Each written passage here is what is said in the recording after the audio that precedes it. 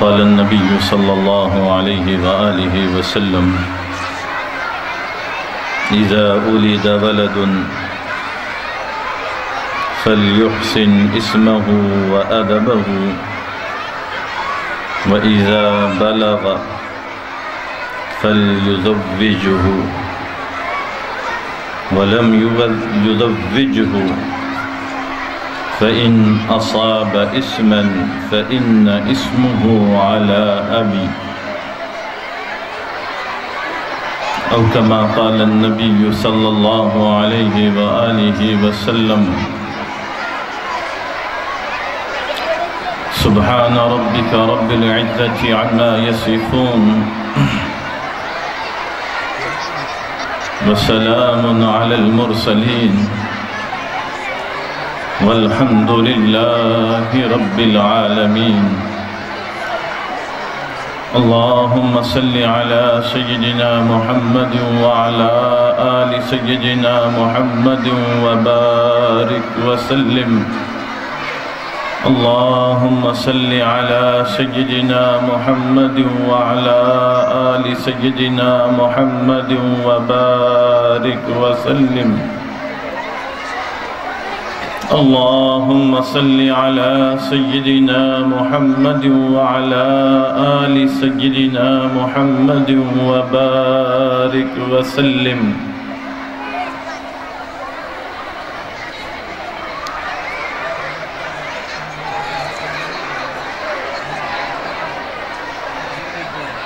اللہ رب العزت کی جانب سے اس دنیا میں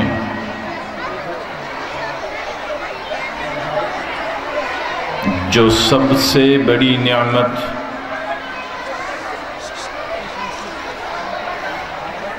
ہمیں ملی ہے وہ نعمت ایمان کی شکل میں ملی ہے اس سے بڑھ کر دنیا کی کوئی دولت نہیں ہو سکتی اس سے بڑھ کر اور کوئی نعمت نہیں ہو سکتی کہ اللہ نے ایمان کی دولت ہمیں عطا فرمائی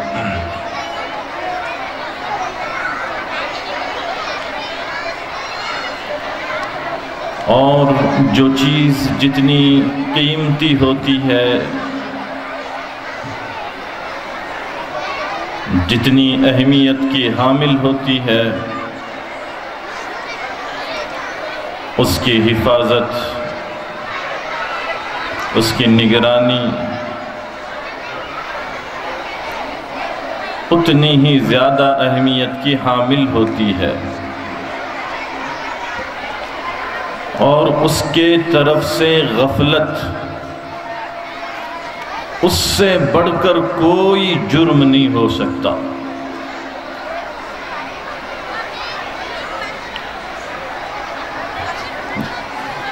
چند ٹکوں پہ ہمارا کچھ لگتا ہے تو ان دنیاوی پیسوں کی اہمیت دل میں آتی ہے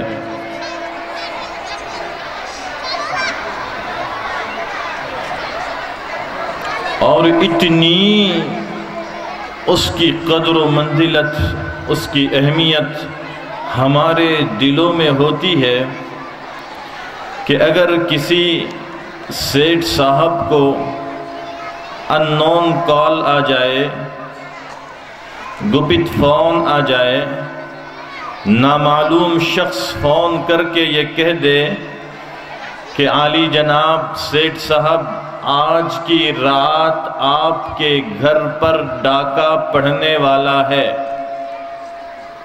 اب بتائیں اس کی کیفیت کیا ہوگی کما کما کے جو تجوری ہم نے اپنے گھر کی بھر دی اب اگر اس کو کوئی کہے کچھ پتہ نہیں کہنے والا کون ہے سچ بھی کہہ رہا ہے کہ جھوٹ کہہ رہا ہے حقیقت ہے کہ بکواس ہے کچھ پتہ نہیں لیکن اس کی زندگی اجیرن ہو جائے گی اب یہ اتنا پریشان ہوگا کہ اس کو کھایا نہیں جائے گا اہلیہ محترمہ کہے گی کہ گرم پلاؤ بنا ہے، دسترخوان بچھا ہوا ہے، بھوک بھی لگی ہے، آؤ کھانا کھا لیتے ہیں، لیکن چونکہ اس کو فون آیا ہے کہ آج آپ کے گھر پر ڈاکہ پڑنا ہے، آج آپ کی دولت لوٹی جائے گی، تو اس کو بالکل چین نہیں، نیند بھی اڑ جاتی ہے، بھوک بھی ختم ہو جاتی ہے، قرار نہیں آتا، چین نہیں آتا کہ اب کیا ہوگا، میری تو دولت لٹنی ہے۔ اس کو گرم گرم کھانا کھایا نہیں جاتا، گرم گرم گدوں پر نیند نہیں آتی، اور جتنی کوششیں وہ کر سکتا ہے کر دیتا ہے۔ خاندان والوں کو بلا لے گا، دوست و احباب کو جمع کرے گا، ڈپارٹمنٹ کو بلائے گا کہ مجھے تحفظ چاہیے، مجھے فون آیا ہے کہ آج میرا گھر لٹے گا، میری دولت پر ڈاکہ پڑے گا۔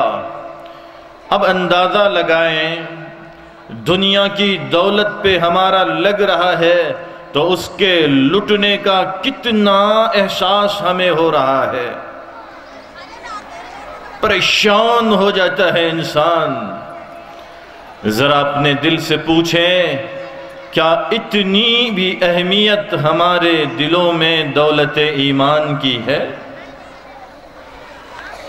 نکڑ نکڑ پر، چوراہے چوراہے پر، قدم قدم پر ایمان کے لٹیرے گھات لگائے بیٹھے ہوئے ہیں، علل اعلان کہہ رہے ہیں، اسکیمیں بنائی جا رہی ہے، پلاننگ کی جا رہی ہے کہ مسلمانوں کو نام کا تو مسلمان رہے، کام کا مسلمان نہیں رہنے دینا ہے۔ ظاہر اس کا جو ہو سو ہو، لیکن اس کے اندر سے ایمان کی دولت کو کھینچ نکالنا ہے۔ اس کا نام رہے عبد الرحمن اور عباد الرحمن، لیکن اس کا کام یہود و نصارہ سے بدتر ہو جائے، اس کی کوششیں کی جا رہی ہے۔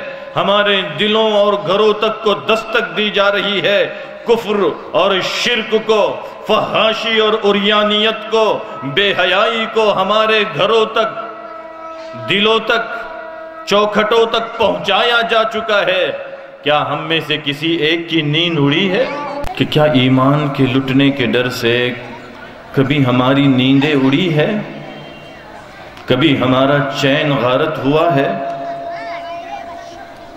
کیا کبھی ہمارے لقمے حلق سے واپس آئے ہیں کہ میں کیسے کھانا کھاؤں؟ میری نسلیں برباد ہو رہی ہے، میری نسلوں کو لوٹا جا رہا ہے، ان کے اخلاق پہ بھی ڈاکہ، ان کے کردار پہ بھی ڈاکہ، ان کے تہذیب پہ بھی ڈاکہ، ان کی عزتوں پہ بھی ڈاکہ، عفتیں بھی محفوظ نہیں، اور اب نوبت یہاں تک آئی ہے کہ اب تو ایمان بھی محفوظ نہیں۔ میں سوں تو سوں کیسے، میں کھاؤں تو کھاؤں کیسے، مجھے چین آئے تو آئے کیسے؟ کیا ایک مسلمان ہونے کے ناطے کبھی ہم نے اس طرح کی بے چینی ہمارے دل میں محسوس کی ہے؟ اگر ایمان کی اہمیت ہوتی اور ایمان کے بول زبان اور حلق سے آگے بڑھ کر اندر اترے ہوتے، اندر کی مایا جو ہم کہتے ہی رہتے ہیں، اندر کی مایا اگر وہ بن جاتی اور ہمارے دل کی دنیا ایمان کی دولت سے آباد ہوتی، تو پھر جان تو دیتے، لیکن خدا کی قسم کبھی ایک مسلمان ماں، بہن، جوان بھائی اپنے ایمان کا سودا نہیں کرتا۔ کتنی مرتبہ ہم نے سنو ماؤں، بہنوں، بچیوں، سنو، اللہ کے لیے سنو۔ ایک عورت آج کے دور کی تم ہو ایک عورت سیدنا جناب محمد الرسول اللہ صلی اللہ علیہ وآلہ وسلم کے دور کی، سمیہ نام ہے جس کا، رضی اللہ تعالی عنہا، راستے سے گزر رہی ہے۔ ظالموں نے گھر کے سارے افراد پر اتنا ظلم کیا کہ وہ لہولہان ہو گئے۔ حضرت سمیہ کی باری آئی، گرو گھنٹال بو جہل حضرت سمیہ سے کہتا ہے، سمیہ رک جاؤ، ٹھہر جاؤ، سمیہ کہاں جا رہی ہو؟ حضرت سمیہ کہتی، بو جہل تو اپنا کام اور مجھے اپنا کام کرنے دے، تجھے مجھ سے کیا لینا؟ کہتا ہے، نہیں سمیہ، آج ایک قدم آگے بڑھنے کی اجازت نہیں، آج تو تجھے یہاں وہ بات کا اقرار کرنا پڑے گا جو میں کروانا چاہتا ہوں، وہ بولنے پڑیں گے جو میں تجھ سے بلوانا چاہتا ہوں، وہ نعرہ لگانا پڑے گا جو میں تجھ سے کہہ رہا ہوں۔ اور سمیہ یاد رکھنا، اگر تو نے وہ بول نہیں بولے جو میں چاہ رہا ہوں، یاد رکھنا یہیں تیری جان لے لی جائے گی۔ اللہ اکبر۔ ذرا آج کے حالات اور اس وقت کا تصور کیجئے۔ اللہ اکبر۔ قربان جاؤں اس عورت کی ہمت پر۔ کیا کہا؟ ابو جہل تو مجھ سے کیا کہلوانا چاہتے؟ میں کیا کہوں؟ کیا سننا چاہتا ہے؟ ابو جہل نے کہا، کہو سمیہ، نعوذ باللہ ثم نعوذ باللہ، نقل کفر کفر نباشد۔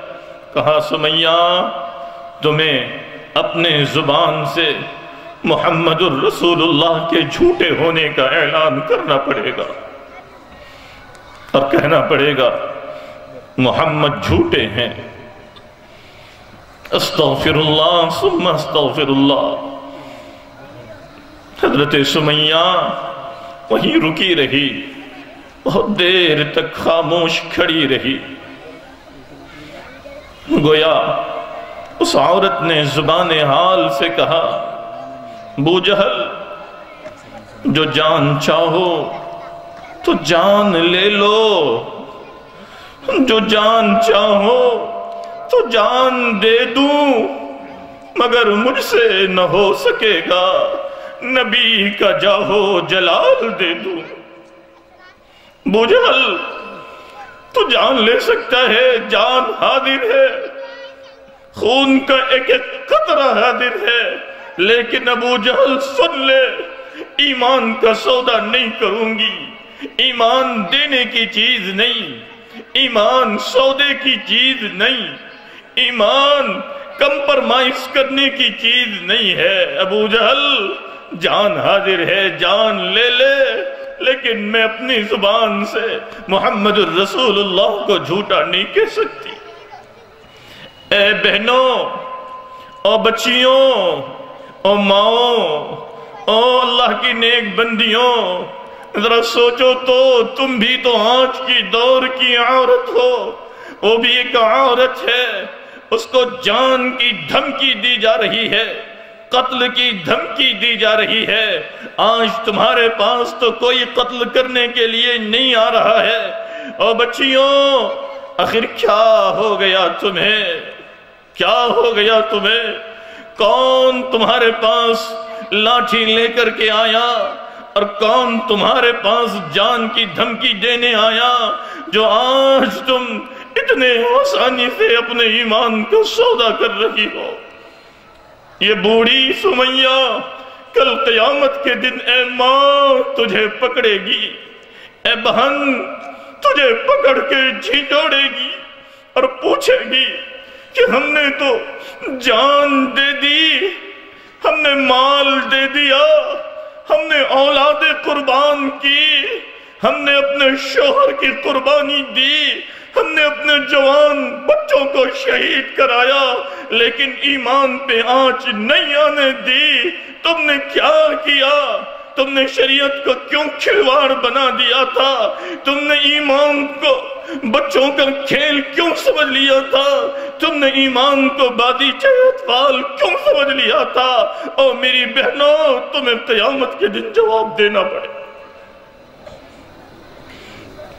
آخر کیوں وہ باتیں کانوں سے ٹکراتی ہے؟ تصور تک جس کا نہ ہوا ہو، کیا بنے گا ہمارا؟ بہت دیر خاموش کھڑی رہی حضرت سمیہ، گویا اپنے سارے کمزور جسم کی طاقت ایک جگہ جمع کرنے کی کوشش کی، اور اس کے بعد جتنے بلند آواز سے کہہ سکتی تھی کہا، سن ابو جہل میں کیا کہتی ہوں۔ اے اللہ یہ جرأت ہماری بہنوں میں پیدا فرما، اے اللہ یہ ہمت ہماری ماؤں میں پیدا فرما، وہ للکارے کفر کو، وہ آنکھ میں آنکھ ڈال کر بات کرے کفر کے، وہ حضرت سمیہ کے وراثت کا حق ادا کرے کہ سن میں کیا کہتی ہوں۔ اور اس کے بعد کہا، اشہد ان لا الہ الا اللہ واشہد ان محمدا عبدہ ورسولہ۔ ادھر کلمے کا پڑھنا تھا، ادھر سے تیروں کی بارش ہوئی، اور وہ تیر حضرت سمیہ کے جسم سے ٹکرائے۔ وہیں تڑپ تڑپ کے سمیہ نے اپنی جان اللہ کے حوالے کر دی، لیکن ایمان کا سودا نہیں کیا۔ بہنوں آخر کیا بات ہے کہ ہم اس راہ پر نکلی ہے جس راہ سے بچانے کے لیے اللہ نے تجھے پیدا کیا تھا۔ اور ماؤں تم سماج سدھار کی ذمہ دار تھی، ماؤں تمہارے ہی گودوں نے حضرت نظام الدین اولیاء کو پیدا کیا، اور ماؤں تمہاری ہی گود ہے جس نے بایزید بسطامی کو پیدا کیا۔ اے ماں وہ تو ہی تو ہے جس نے ابو الحسن علی حسن ندوی کو جنم دیا۔ اے ماں وہ تیری ہی تو گود ہے جس نے حسین احمد مدنی کو جنم دیا۔ اے ماں کیوں تیری گود اتنی بدل گئی اور بگڑ گئی کہ تیرے کوکھ سے پیدا ہونے والی بچی نہ تیری رہی نہ دین کی رہی، وہ آ کر کے ماں باپ سے کہہ رہی ہے، امی ابو آج کے بعد مجھے عائشہ کے نام سے نہ بلانا۔ ماں سن، اے ابو سن لے، آج کے بعد مجھے خالدہ کے نام سے نہ بلانا۔ میں نے اپنا نام بھی بدل دیا اور میں نے اپنا مذہب بھی بدل دیا۔ میں تجھے بھی چھوڑ رہی ہوں، تیرے گھر کو بھی چھوڑ رہی ہوں، اور اسلام کو بھی سلام کر رہی ہوں۔ اے اللہ کیا بنے گا ہمارا؟ کسی نے سوچا تھا کہ ہم یہ دن بھی دیکھیں گے کہ ہماری گود کی اولاد اس طرح سے سماج کی بھی، خاندان کی بھی اور اسلام کی بھی بدنامی کا ذریعہ بنے گی؟ پھر بھی ہماری نیندیں نہیں اڑتی، پھر بھی سماج جاگنے کے لیے تیار نہیں۔ اللہ کے بندوں کیا بنے گا ہمارا؟ آج اسلام کی تعلیم اور تعلیم الاسلام کے عنوان سے ہم سب کو اسی لیے اکٹھا کیا گیا کہ ہم سب مل کر کے عزم کریں، ارادہ کریں کہ ایمان سودے کی چیز نہیں ہے۔ ہم جب تک جئیں گے ایمان کے ساتھ جئیں گے انشاءاللہ۔ بولو سب انشاءاللہ۔ مریں گے ایمان پر مریں گے انشاءاللہ، جیسے حالات آئے ہم مقابلہ کریں گے، بھوکا رہیں گے اور بھوک کی حالت میں تو مر جائیں گے، لیکن ایمان و شریعت کا سودا نہیں کریں گے انشاءاللہ۔ وقت انتہائی نازک ہے،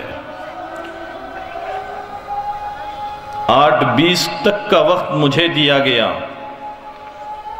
اور 7 بجے بیٹھنا تھا، 7:25 پر بٹھایا گیا، اس میں 3 منٹ میں تاخیر سے آیا، باقی مینجمنٹ جانے انشاءاللہ۔ 7:20 تک ہم وجوہات پہ ذرا غور تو کریں کہ آخر یہ کیوں ہو رہا ہے، اس کی وجوہات کیا ہے، کیا علتیں ہیں، کیا کارن ہے کہ آخر ہمارے دل اتنے مردہ ہو گئے ہیں، آخر کیا بات ہے کہ ہمارے دل قبرستان بنے ہوئے ہیں، احساس مر گیا۔ جب ایک نظر ہم اپنے سماج پہ ڈالتے ہیں تو بزرگوں، اللہ کے نیک بندوں، 1-2 نہیں بہت ساری وجوہات ہمارے سامنے آتی ہے۔ ان وجوہات میں سے ایک وجہ سن لو، ایک بڑی وجہ ان وجوہات میں سے کہ ہم نسلی مسلمان اور ہمارے بچے اور بچیاں، یہ تو بچیوں کا شور ہو رہا ہے، لیکن جو لوگ چلتے پھرتے ہیں سماج میں وہ جانتے ہیں کہ کتنے نوجوان بچے بھی مرتد ہو رہے ہیں، نوجوان نسل ارتداد کے دہانے پر ہے، کتنوں سے ملاقاتیں ہوئی ہے، باطل مشنریز اس منظم کام کر رہی ہے اور ہمارے ویک پوائنٹس تلاش کر کر کے ہمارا سودا کیا جا رہا ہے، صرف ضمیروں کو نہیں ہمارے ایمان کو بھی خریدا جا رہا ہے۔ ان کی بنیادی وجوہات میں سے سنو مسلمانوں، سنو، اللہ کا واسطہ ہے تم کو، ایک بڑی وجہ یہ ہے کہ آج امت مسلمہ علماء سے کٹتی چلی جا رہی ہے۔ جب تک عوام اور علماء کا ساتھ تھا، اور ایسا ساتھ تھا جو نہ چھوٹنے والا اور نہ ٹوٹنے والا، جب تک امت اپنے علماء پر 100% بھروسہ کرتی تھی، جب تک امت اپنے علماء سے ہر چھوٹے بڑے مسئلے میں، ہر اندر اور باہر کے مسئلے میں، گھریلو اور خانگی مسائل میں پوچھ کر عمل کرتی تھی، تب تک کبھی باطل کی اتنی ہمت نہ ہوئی ہو کہ وہ ہمارے گھروں اور نسلوں تک پہنچ کر اتنا بڑا کارنامہ انجام دے۔ ایک بڑی وجہ یہ ہے کہ امت اس وقت علماء سے کٹی ہے، کٹ رہی ہے اور کٹتی چلی جا رہی ہے۔ پلاننگ کے تحت اور منظم پلاننگ کے تحت دشمن ہم کو اپنے خلاف استعمال کروا رہا ہے۔ علماء کی بدگمانیاں، علماء کے ذاتی مسائل کو اخبارات کی سرخیاں بنانا، عوام کے درمیان میں لا کر ان معصوم لوگوں کو اپنے رہبر و قائد اور گائیڈ اور ریفارمر سے دور کرنا، اس کی پلاننگ ہو رہی ہے، اور اللہ معاف کرے ہمیں، ہم بھی اس کے شکار ہوئے چلے جا رہے ہیں۔ جب تک ہم دونوں کا چولی دامن کا ساتھ نہیں ہوگا، ہم جب تک لازم و ملزوم نہیں ہوں گے، یاد رکھو ایسے ہزاروں جلسے بھی نتیجہ نہیں دے سکیں گے جب تک کہ امت کا 100% بھروسہ، اعتماد اپنے علماء پر نہیں ہوگا۔ علماء کام کریں گے، نتیجہ نہیں آئے گا، عوام اپنے طور پہ کرے گی، نتیجہ نہیں آئے گا، جب تک دونوں مل کے نہیں کرے گے۔ فتنہ ارتداد تو بڑا فتنہ ہے، ایک ادنا فتنے کو ہم نہیں روک سکیں گے، اور یاد رکھنا اگر علماء کا ساتھ نہیں ہوگا فتنوں کو روکنا دور کی بات ہے، ہمارے اچھے کام بھی فتنہ بنیں گے۔ بظاہر ہمیں عبادت سمجھیں گے اور وہ سماج کے لیے فتنہ ہوگی، بظاہر ہم دین کا کام سمجھیں گے اور وہ فتنے کا روپ اختیار کرے گی اگر امت علماء سے کٹتی چلی جائے گی۔ جب ہمارے اچھائیاں فتنہ بنے گی تو بتائیں پھر ہم فتنوں کا تدارک کیسے کر سکیں گے؟ ایک بنیادی وجہ یہ ہے کہ امت علماء سے کٹتی چلی جا رہی ہے، اور بہت وقت چاہیے اس دل کے درد کو تمہارے سامنے رکھنے کے لیے، بہت وقت چاہیے۔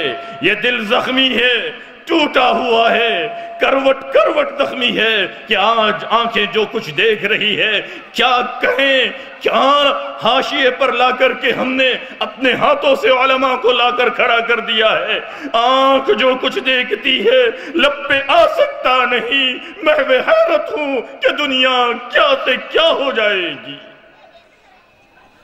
اور کوئی ناواقف بھی نہیں ہے۔ اس قدر نفرتیں آپس میں ہوگی واللہ کبھی نہیں سوچا تھا۔ اسی نا اتفاقی، انہی نفرتوں کا فائدہ، اسی توڑ کا فائدہ دشمن اٹھا رہے ہیں، یاد رکھنا۔ بات کی وجوہات تو بعد میں آئیں کبھی، بنیادی وجہ یہ ہے کہ ہمارے توڑ کا فائدہ دشمن اٹھا رہا ہے، ہمارے آپس کی نفرتوں کا فائدہ دشمن ہر آن اٹھا رہا ہے، اور ہمارے درمیان میں نفرتوں کو بڑھاوا دے رہا ہے۔ حد یہاں تک ہے، حد یہاں تک ہے، او مسلمانوں، او نسلی مسلمانوں، حد یہاں تک پہنچ چکی ہے۔ ایک مسجد میں نماز پڑھنے کے لیے آنے والے مصلی وضو کر کے اللہ کے نسبت پر اللہ کے گھر میں آ رہے ہیں، جب صف میں کھڑے ہوتے ہیں، جب وہ بازو والوں کے چہرے پہ نظر کرتا ہے، اپنا منہ بنا لیتا ہے، نفرت کا اظہار کرتا ہے اور اپنی جگہ بدل کے نماز پڑھتا ہے کہ میرا اس سے نہیں بنتا، میں اس کے بازو نماز بھی نہیں پڑھوں گا۔ اب بتائیں اس سے اور کتنا نیچے گر سکتی تھی امت؟ جہاں سے پیغام دنیا کو دینا تھا ایک ہی صف میں کھڑے ہوئے محمود و ایاز، وہی نفرتیں ہو رہی ہیں، منہ بنائے جا رہے ہیں، اس کے بازو نماز پڑھنے تیار نہیں جس کی میری جمتی نہیں اور بنتی نہیں۔ بتاؤ ہم باطل طاقتوں کا مقابلہ کیوں کر سکیں گے؟ آپ کا دل دہل جائے گا۔ او مسلمانوں سن کر، ابھی ایک ندوی فاضل نے ایک مضمون لکھا ہے، شاید وہ کاغذ کے نظر ابھی تک نہ ہوا ہو، چھپا نہ ہو، آئے گا ہمارے سامنے۔ اس عالم دین نے گلوبل پیمانے پہ سرچ کیا ہے، سنو مسلمانوں، اس نے سرچ کیا کہ 1 سال کے عرصے میں مسلمانوں کے ہاتھوں مرنے والے مسلمانوں کی تعداد کیا ہے۔ سنیے اور ایک مرتبہ، غیرت ہو تو دل کو حرکت دو، ایمان ہو تو آنکھ سے ایک آدھ آنسو ٹپکا دو کہ اللہ کو رحم آ جائے۔ گلوبل پیمانے پہ سرچ کیا گیا کہ 1 سال کے عرصے میں مسلمانوں کے ہاتھوں مرنے والے مسلمانوں کی تعداد کیا ہے۔ انہوں نے آنکڑا لکھ دیا، تحقیق اور سرچ کے بعد 1 سال میں مسلمانوں نے اپنے ہاتھ سے 700 مسلمانوں کو قتل کیا ہے۔ چلو بھر پانی میں ڈوب مرنے کا مقام ہے ہمارے لیے، اور اگر اوپن اسپیس نہ ہوتا تو یقیناً تمہارے دلوں کے سودے کیے جاتے۔ وہ کہتا ہے عالم دین، اب مجھے فکر ہوئی کہ یہ محمد کی نسبت لے کے جینے والوں کا حال یہ اہل قرآن کا حال یہ، اسلام کے ماننے والوں کا حال یہ، تو ذرا ان کو بھی دیکھیں جس کو روزانہ ہم صبح سے شام تک 100 گالیاں دیتے ہیں۔ میں نے پھر گلوبل پیمانے پہ سرچ کیا، 1 سال کے عرصے میں کتنے یہودیوں نے یہودیوں کو مارا ہے۔ کوئی ایک یہودی نہیں ہے، ایک یہودی نہیں ہے جس یہودی نے یہودی کو مارا ہو۔ پھر عیسائیوں کو سرچ کیا گیا کہ کتنے عیسائیوں کے ہاتھ سے مارے گئے، جواب نہیں میں آتا ہے کہ پورے سال بھر کے عرصے میں ایک بھی عیسائی ایسا نہیں ہے جس نے عیسائی کو مارا ہو۔ اب بتائیں ہم کہاں کھڑے ہوئے ہیں؟ کون سے زعم میں جی رہے ہیں؟ کون سا تکیہ ہمیں جنت تک پہنچائے گا؟ کون سی دینداری ہے ہماری؟ کس کیٹیگری کے مسلمان ہیں ہم؟ خوش فہمی سے جنتیں نہیں ملا کرتی، کہاں پہنچ گئے ہیں؟ اللہ ان علماء کے درمیان بیٹھنے کی برکت سے اللہ کچھ تو احساس ہمارا بیدار فرمائیں۔ اب ایک اور وجہ سن لیجئے، ایک وجہ، اور اس پر بہت تفصیلی کہنا تھا، علماء سے دوری پر جو تمام تر فتنوں کی جڑ بن رہی ہے اور لقمہ تر ہم جو بن رہے ہیں باطل کے، وہ ہے علم بیزاری، علماء سے دوری۔ اور ایک وجہ مخلوط تعلیم۔ مولانا وہ کالج ہے اور مسلمان مینجمنٹ ہے، اس لیے ہم نے اپنے لخت جگر نور نظر کو آنکھ بند کر کے ان کے حوالے کر دیا جہاں مخلوط تعلیم ہے، کمبائن، لڑکے بھی ساتھ، لڑکیاں بھی ساتھ، آتی بھی ساتھ، جاتی بھی ساتھ اور پڑھتی بھی ساتھ ہے، ایک ہی آپریشن تھیٹر میں دونوں ساتھ موجود ہوتی ہے، سارا کام مخلوط ہوتا ہے۔ آج کے اس ارتداد کے بنیادی وجوہات میں سے ایک وجہ ہماری اپنی مخلوط تعلیم بھی ہے، اور یہ بہت سیریس مسئلہ ہے، تقریر کے 4 جملوں سے حل نہیں ہوگا۔ اگر احساس ہے تمہیں امت کے بے موت مرنے کا، ہمیں بار بار بیٹھنا پڑے گا، سماج کے ذمہ داروں کو آگے آنا پڑے گا، سماج کے تڑپ رکھنے والوں کو ایک جگہ آنا پڑے گا، علماء کو بلانا پڑے گا، 10 مرتبہ سر جوڑ کے بیٹھنا پڑے گا اور حل نکالنا پڑے گا، ایک تحریک کے شکل میں کام کرنا پڑے گا، تب جا کے ہو سکتا ہے دھیرے دھیرے دھیرے ہم اس پر قابو پائے۔ اب مخلوط تعلیم کے نقصانات تو صدر محترم بتائیں گے۔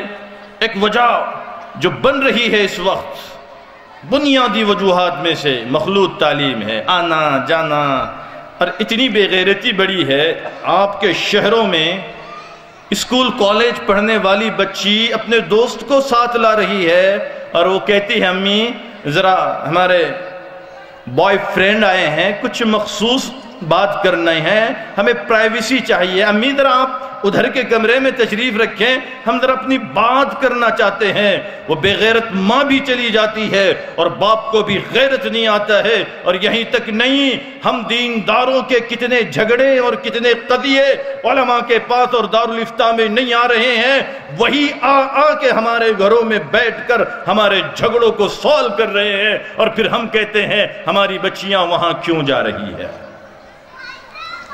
انتہا ہے بے غیرتی کی، ہم خود بلا رہے ہیں اپنے گھر میں، ایک دو نہیں کتنی مثالیں ہیں کہ ان سے لا کر تصفیے کرائے جا رہے ہیں، جن سے تصفیہ ہو رہا ہے وہیں مٹیریل پارسل بھی ہو رہا ہے، اور ہم وجوہات تلاش کر رہے ہیں۔ ایک بنیادی وجہ یہ موبائل کا بے جا غلط استعمال بھی ہے۔ ماؤں بہنوں، تم نے بھی تو پڑھ لکھ کر کے بڑی بڑی ڈگریاں لی ہے، وہ بغیر موبائل کے آئی ہے، کیا آج تیری بچی بغیر موبائل کے نہیں پڑھ سکتی؟ اے باپ، تجھے احساس کیوں نہیں ہے کہ تیری بیٹی کے موبائل میں 2 سم پڑے ہوئے ہیں، تیری بیٹی 24 گھنٹے آن لائن رہتی ہے، تو نے اپنے بیٹی کو موبائل دینا اپنی ذمہ داری سمجھا، کل قیامت کے دن تیری پکڑ ہوگی، تجھ سے پوچھا جائے گا الا کلکم راعٍ وکلکم مسئول عن رعیتہ، ماں سے پوچھا جائے گا اولاد کے بارے میں، باپ سے پوچھا جائے گا اولاد کے بارے میں، کیا تو نے کبھی اس کا ان باکس چیک کیا؟ کیا تو نے کبھی اس کا کوڈ معلوم کیا؟ کبھی تو نے اپنے بیٹی کو محبت سے کہا بٹیا تیرے موبائل کو قفل لگانے کی وجہ کیا ہے؟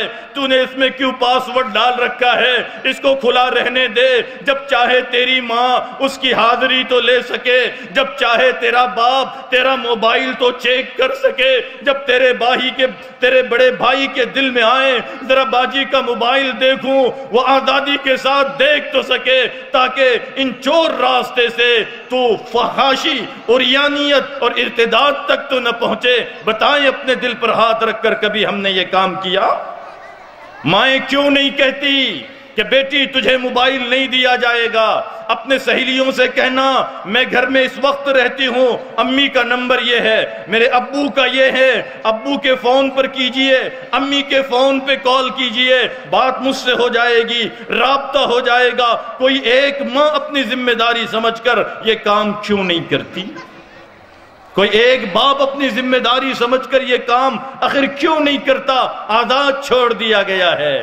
ذرا ان کا فیس بک تو ذرا دیکھیں کھول کر، غیرت کے وجہ سے ڈوب کر مر جانا پسند کریں گے تم۔ ہماری اپنی بچیوں کے فیس بک اکاؤنٹ میں 250 اور اس سے زائد نامحرم مرد اور غیر نوجوان دوستوں کے فہرست میں اے باپ تجھے ملے گے، اے ماں تجھے ملے گے۔ صرف رونے سے تھوڑی کام چلے گا، مذاکروں سے مسئلہ حل نہیں ہوگا، عملی قدم آگے بڑھانا پڑے گا۔ پیار محبت سے ان کے موبائلوں کو چھیننا پڑے گا، ان کو ادب سکھانا پڑے گا، ان کو دین بتانا پڑے گا، ان کو قبر حشر بچانا پڑے گی۔ ایک وجہ یہ بھی ہے کہ ہم نے اپنی اولاد پر حد سے زیادہ بھروسہ کیا ہے۔ سنو بہت صاف صاف، وقت نہیں ہے میں کیا کہوں تمہیں، ہم تو سمجھتے ہیں میری بیٹی رابعہ بصریہ کا ریکارڈ توڑ رہی ہے اور میرا بیٹا خواجہ معین الدین چشتی بن کے دنیا میں آیا ہے، یہ تو کبھی غلط نہیں کرے گا۔ اسے کہا جا رہا ہے ماں ذرا بیٹی پہ نظر رکھ، ابو تم ذرا اپنے بچوں کو دیکھو، شکایتیں آ رہی ہے، بے وقت بے جگہ نظر آ رہی ہے۔ خود جالنا کے پارکوں میں جا کر کے دیکھے، ہماری اپنی اولاد مشکوک حالت میں، قابل اعتراض حالت میں ہماری سر کے آنکھیں آج بھی دیکھے گی اور کل بھی دیکھے گی۔ کیوں ہمیں احساس نہیں ہوتا کہ یہ سب کچھ ہمارے جیتے جی کیوں ہو رہا؟ اور بھروسہ اتنا، مولانا کہنے والے نے غلط کہا ہوگا، میری بچی تو بڑی خاندانی ہے، واہ آسمان سے ٹپکی ہے اور زمین نے جھیلی ہے، بس یہ تو غلطی کر ہی نہیں سکتی مولانا، ہم تو بڑے خاندانی لوگ ہیں۔ تک ہے ایسے خاندان پر۔ حضرت مولانا فضائل اعمال کے مؤلف زکریا صاحب رحمت اللہ علیہ مدرسے میں پڑھتے تھے اور ان کے ابو 24 گھنٹے دوربین کی طرح ان کی نگرانی کرتے تھے۔ بھروسہ نہیں کرتے تھے، وہ اپنے بچوں پہ شک کرتے تھے، شک کی نگاہ سے۔ جب تک ہم اپنی اولاد کو شک کی نگاہ سے نہیں دیکھیں گے، ان کو گناہوں سے بچانا بہت مشکل، بہت مشکل، بہت مشکل۔ حضرت شیخ الحدیث کا واقعہ آئندہ کسی ملاقات میں کہا جائے گا کہ کس طرح ان کے ماں باپ نے اپنے بچوں کی تربیت کی ہے۔ ہم اپنے بچوں پر حد سے زیادہ بھروسہ نہ کریں۔ ایک وجہ ہمارے بچے بچیاں نان مسلم سماج کے ساتھ ریلیشن بڑھا رہے ہیں۔ علامہ اقبال کے روح پہ سلام بھیجتے ہیں ہم۔ ان کو ایک انگریز وائس رائے نے لیٹر بھیجا کہ علی گڑھ میں محمدن کالج کی بنیاد رکھنی ہے، آپ بھی آئیے اور ساتھ میں آپ کی وائف کو بھی لائیے، جوڑی سے وتھ فیملی آئیے۔ حضرت نے ادھر سے تار بھیجا کہ میں معافی چاہتا ہوں، آپ کی دعوت قبول ہے، میں اکیلا تو آؤں گا لیکن میری بیوی نہیں آ سکتی۔ سنو علامہ اقبال کو گالیاں دینے والے ہیں، علامہ اقبال پہ جملے کسنے والے ہیں، اپنے ایمان کی خیر منائیں۔ کہا کہ کیا بات ہے؟ کہا کہ میری بیوی بہت پردے کی پابند ہے۔ علامہ اقبال کہہ رہے ہیں انگریز وائس رائے سے، کہنے لگا کوئی بات نہیں، ہماری بھی لیڈیز آئی ہوئی ہے، ہم بھی وتھ فیملی ہیں، لیڈیز میں رہے گی، جینٹس میں رہیں گے، اس میں کیا پردے کی بات ہے؟ سنو مسلمانوں غیرت ہو تو۔ علامہ اقبال نے کہا نہیں میری بیوی نمازی ہے، اور وہ بے نمازی عورتوں سے پردہ کرتی ہے۔ اللہ اکبر۔ کہا کہ میری بیوی اتنی باحیا ہے کہ وہ بے حیا عورتوں سے بھی پردہ کرتی ہے، اور ہم مزے سے دوستیاں کر رہے ہیں۔ سہیلی ہے، دوست تو دوست، سہیلیاں ہی تمہیں کفر تک پہنچانے کے لیے زینہ بن رہی ہے۔ بہت سارے وجوہات میں ایک وجہ یہ ہے، اشارے میں سمجھ لیں، تفصیل حضرت صدر محترم آپ سے عرض کریں گے انشاءاللہ۔ ایک چیز لالچ بھی ہے اس میں۔ غریب بچیاں بورڈنگ میں پڑھ رہی ہے، ان کو لالچ دی جاتی ہے، پری پلاننگ۔ کیا چاہیے؟ بائک کی سواری دے دی جائے گی، کمپیوٹر دے دیا جائے گا، 5 سٹار ہوٹل میں کھانا مل جائے گا، 5 سٹار ہوٹل میں رہنا مل جائے گا۔ یہ غریب بچیاں شہر کے دیہاتوں سے جاتی ہے، بینگن کا بھورتا اور پھلی کے بیج کی چٹنی کھا کے وہاں تک پہنچی۔ دین نہیں ہے، اخلاق نہیں، اللہ کا ڈر دل میں نہیں ہے۔ ان کو جب لالچ ملتا ہے 5 سٹار ہوٹل ملے گی، وہ لالچ میں آ کر کے اپنے عزت کا بھی اور اپنے ایمان کا بھی سودا کرنے تیار ہو جاتی۔ یہ سارے وجوہات ہیں، بہت وقت چاہیے سنجیدہ اس پر گفتگو کرنے کے لیے، اس پر بیٹھ کر کے لاہ عمل تیار کرنے کے لیے۔ اور پھر جیسے ہمارے اناؤنسر صاحب کہہ رہے تھے کہ پری پلاننگ بھی کیا جا رہا ہے، منظم سازش ہے، پری پلاننگ بھی کیا جا رہا ہے۔ اور پلاننگ کیسے؟ اس میں وہ بھی شریک ہیں جن کو بہت قیمتی ووٹ دے کر کے ہم نے اپنا بڑا بنایا، وہ بھی ان کو سہارا دے رہے ہیں۔ پہلے تو مسلمانوں کو گھبرانے کے لیے، مسلمانوں میں ایک بھے کا ماحول نرمان کرنے کے لیے انہوں نے لو جہاد کا ایسا ہوا کھڑا کر دیا، کتنے مسلمان جوانوں کو مارا گیا، پکڑا گیا، سلاخوں کے پیچھے ڈال دیا گیا۔ یہ لو جہاد کا ہوا کھڑا کر کے مسلمان جوانوں کی ہمتیں توڑ دی گئی۔ اور اس کے بعد پھر ایک خوبصورت نعرہ دیا گیا، بیٹی بچاؤ بیٹی پڑھاؤ۔ یہ بے وقوف بنانے کے لیے عام جنتا کو نعرہ دیا جا رہا تھا، بیٹی بچاؤ بیٹی بڑھاؤ، اور پسے پردہ انہی کو ایک دوسرا سبق دیا جا رہا تھا کہ مسلمان گھرانے کی بہو لاؤ۔ لوگوں کو بے وقوف بنانے کے لیے بیٹی بچاؤ بیٹی پڑھاؤ، اور اپنے کیٹرز کو کہا جا رہا تھا کہ مسلم گھرانی کی بہویں لاؤ، اپنے گھر میں رکھو، اور ان کے کوکھ سے ہمارے کیٹرز ہمیں پیدا کرنا ہے۔ اور ہم تو بس کون سی دنیا میں جیتے ہیں، یہ بھی اپنا وہ بھی اپنے، ساری دنیا اپنی ہے۔ اللہ اکبر، کب تک یہ نادانی میں ہم جیتے رہیں گے؟ پری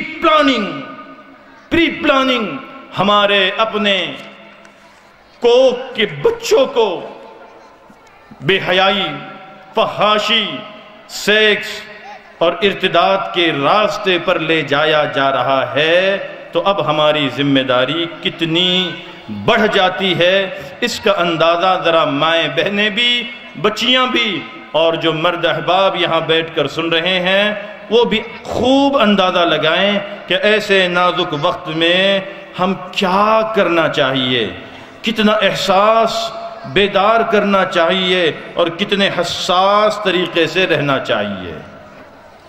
اخیر میں ایک بات عرض کرتا ہوں، من جملہ ان سب باتوں کے، سماج میں جب بھی برائی آتی ہے بڑوں سے آتی ہے۔ مچھلی پانی میں جب بھی سڑتی ہے کدھر سے؟ دم کی طرف سے؟ بولو، ناک کی طرف سے سڑتی ہے، سر کی طرف سے، ناک کی طرف سے سڑتی ہے۔ سماج میں جب بھی برائی آتی ہے سماج کے بڑوں کی طرف سے آتی ہے، تب چھوٹوں کو ہمت ہوتی ہے۔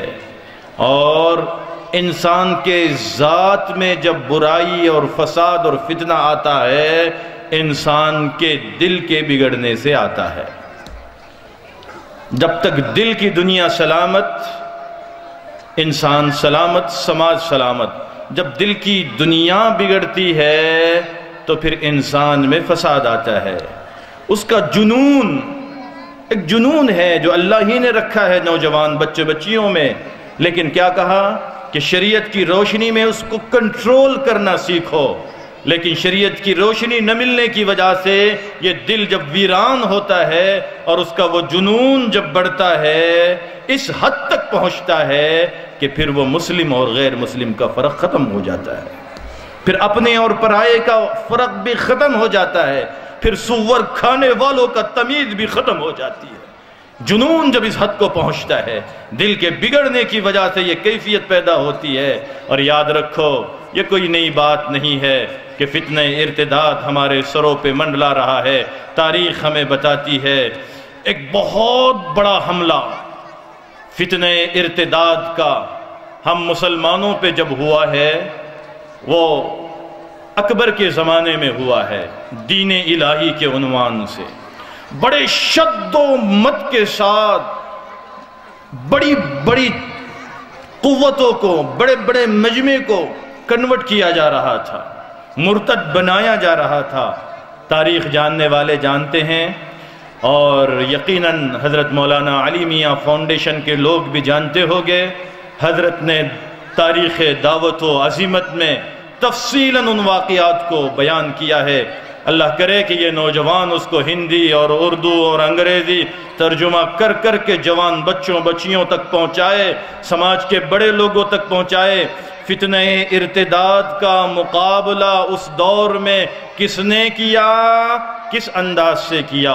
بہت نئی پلاننگ کرنے کی ضرورت نہیں ہے، پلاننگ ساری موجود ہے۔ اس وقت کے فتنہ ارتداد کو روکنے کے لیے اللہ نے ایک ایسے بندے کو کھڑا کیا جو خانقاہ میں پھٹی بوریا پر بیٹھا ہوا تھا۔ کیوں کہ اللہ کا نظام ہے، جب دل بگڑتا ہے تو محنت دل ہی پر کرنی پڑتی ہے۔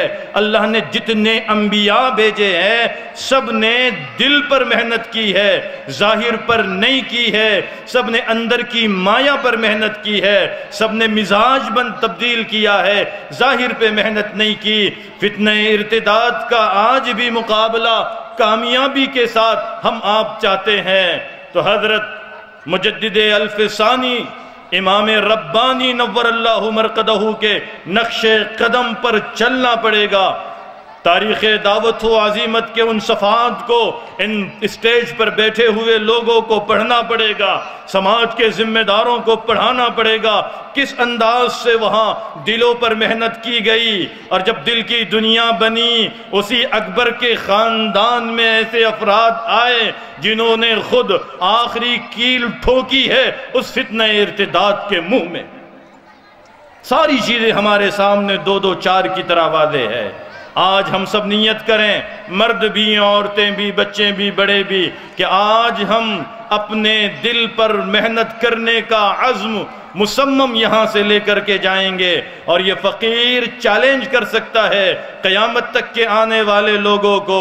لوگ کہتے ہیں گناہوں سے بچنا بہت مشکل ہے، مولانا گناہوں سے بچ نہیں پا رہے ہیں، بہت کوشش کرتے ہیں گناہ ہو جاتا ہے، اور اس طرح کے واقعات سامنے آتے ہیں۔ لیکن اللہ والے ڈنکی کی چوٹ کہہ رہے ہیں جب تک یہ دل نہیں ہے، پتھر کا سل ہے، تب تک گناہ ہوتے رہیں گے، گناہ سے بچنا بہت مشکل۔ اور یاد رکھو یہ دل پتھر کا سل نہیں رہے گی، اور ایک انسان کا جیتا جاگتا دل بنے گی، اور اس دل میں جس دن اللہ آئے گا اور اللہ کی معرفت آئے گی، سن لو، لکھ لو، پھر ساری دنیا مل کر اس سے گناہ نہیں کروا پائے گی۔